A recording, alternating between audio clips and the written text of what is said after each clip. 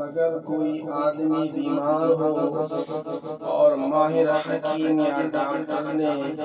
اسے روزہ رکھنے سے منع کیا ہو کہ روزہ رکھے گا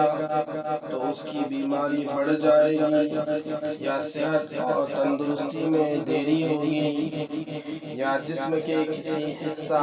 پارٹ کے برباد ہو جانے کا خدشہ ہو،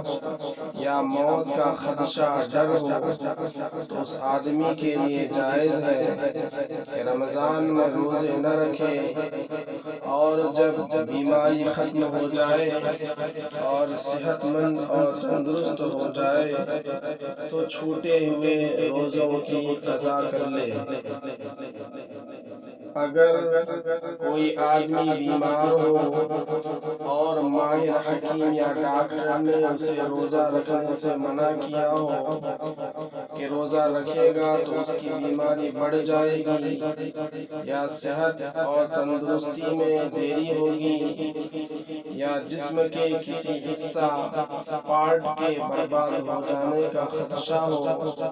یا موت کا خدشہ اور ڈر ہو، تو اس آدمی کے لیے جائز ہے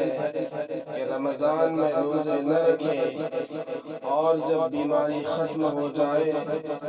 اور صحت مند اور تندرست ہو جائے تو چھوٹے ہوئے روزوں کی قضا کر لے۔